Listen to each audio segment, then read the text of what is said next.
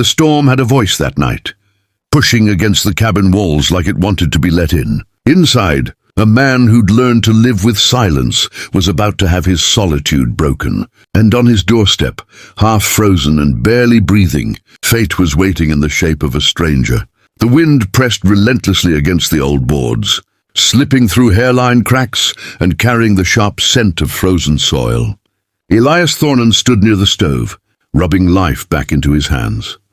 While the lantern's thin flame trembled with every draught, he kept the light low to stretch the kerosene, the glow reaching just far enough to brush the door and the neat stack of firewood beside it. When another gust rattled the latch, he decided to bring in the last armful before the cold deepened. Pulling on his coat, he felt the familiar stiffness in his left shoulder, a reminder from years past, and moved toward the door with slow, deliberate steps. He didn't rush anymore.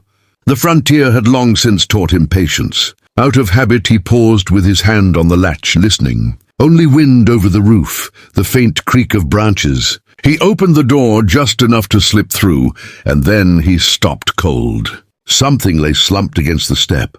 At first, it looked like a heap of cloth blown there by the storm, but the lantern light stretched outward and found skin, tangled hair, the fragile rise of breath.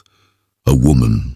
Elias dropped the firewood so quickly a log rolled across the floor. He crouched, the cold biting through his knees as he leaned closer. She was curled on her side, one arm pinned beneath her, the other stretched toward the threshold as though she'd reached for the door and run out of strength. Her bare feet were scraped and cracked, the hem of her dress torn and caked with dirt. When he touched her shoulder with the back of his hand, her eyelids fluttered. Her skin was icy enough to tighten his chest. "Ma'am," he said quietly, steady so as not to frighten her. "Can you hear me?" Her eyes opened, unfocused at first, then widening with sudden fear when she saw him.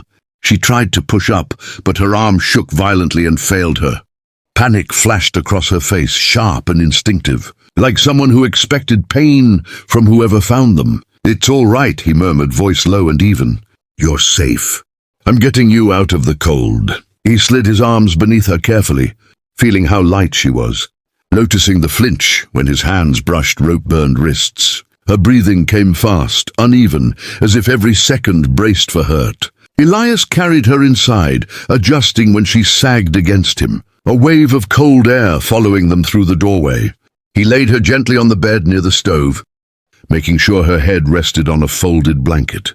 Her eyes tracked him wide and wary, chest rising beneath the torn fabric of her dress. He stepped back the moment she was settled, not wanting her to feel trapped. Grabbing another blanket, he shook it out and draped it over her shoulders. She clutched it tight, knuckles pale as though warmth might be taken away. "What happened to you?" he asked softly, watching her reaction more than waiting for words. Her lips parted, hesitation catching in her throat. "Camp," she whispered. "Forced work."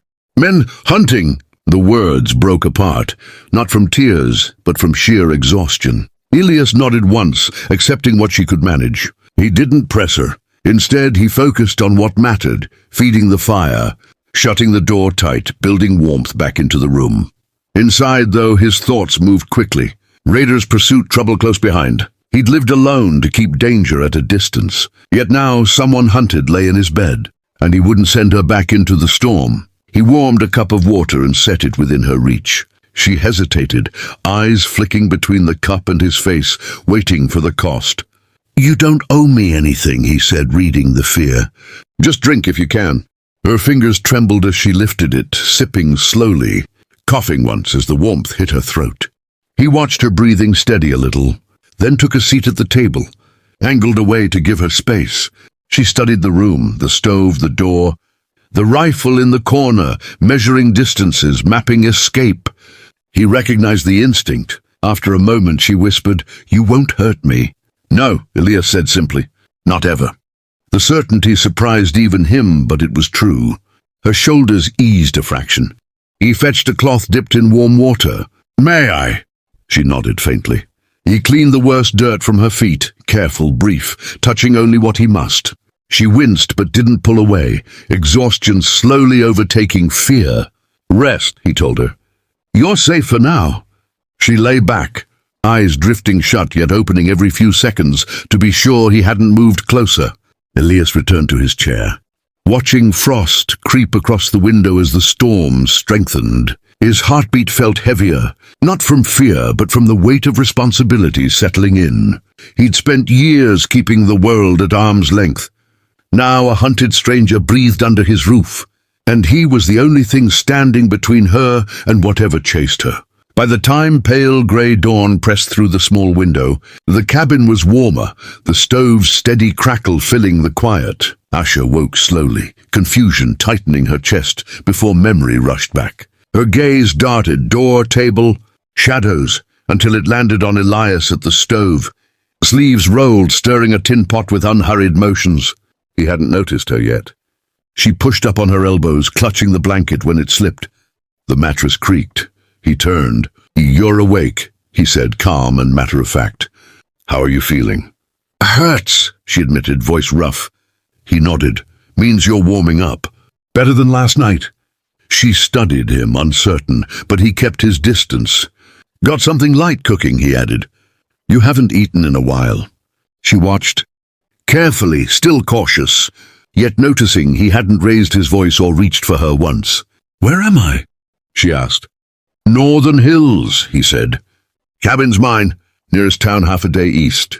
Stays quiet out here." She nodded, breathing easier, then eased her legs toward the floor. "Slow," he warned gently. She tested her weight anyway, wobbling before steadying against the bedpost. "I'm fine." He didn't argue, only stepped back to clear her path to the table.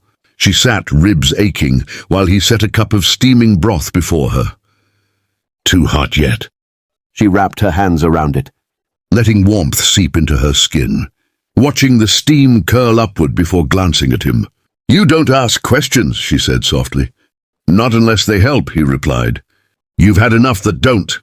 The words caught her off guard, tightening her throat. She sipped once it cooled, heat settling deep in her stomach. "You live alone?" "Better that way," he said, tone edged with something like old regret. She didn't press. After finishing, she set the cup down. "Thank you." He gave a small shrug. "Anyone would." She met his eyes. "No, not anyone." He had no answer for that. Only the quiet of the room and the wind rattling the shutters, making her flinch. "Just the wind," he said gently. "You're safe for now." The simple truth eased a small piece of the fear she carried. He adjusted the stove. "Bed's yours if you need it. I'll stay by the door." "Why?" "Because you nearly froze," he said. "And you're not alone." She lowered her gaze, unused to hearing safety spoken so plainly, and stayed at the table watching him, beginning slowly to believe she might live through the next day. The fear hadn't vanished, but for the first time in a long while she wasn't running, and Elias felt it too, a quiet shift he didn't resist, even if he couldn't yet name it. The morning wore on in a hush that carried tension beneath it, pale sunlight brushing the frost outside. Asha rested near the stove, wrapped tight in the blanket, while Elias moved through his chores with sharper focus than usual, pausing each time before stepping outside, listening to the wind, measuring the silence like a man who'd learned danger could wear many disguises. By late afternoon the sky cleared to a pale winter blue, and the woods settled into a stillness that felt almost unreal after days of tension. Elias returned from one last check along the stream, his steps slower now, less guarded. He shut the door behind him and met Asha's eyes with a quiet certainty. "No fresh tracks," he said. "Looks like they've moved on."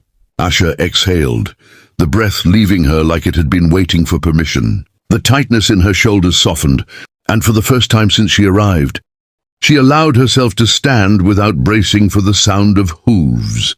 The cabin felt different, no longer just a refuge, but a place where fear had finally loosened its grip. They shared a simple meal as dusk settled, the fire painting warm light across the walls. Words weren't needed much. The silence between them had changed, no longer heavy but steady, like something quietly taking root. When night fell, Asha paused by the window, watching the stars appear one by one. "I think I can start over," she said softly. Elias nodded, a faint, rare smile touching his face. Then you will. The fire burned low, the wind stayed gentle, and the cabin held its peace, two survivors no longer alone, stepping into whatever tomorrow chose to bring.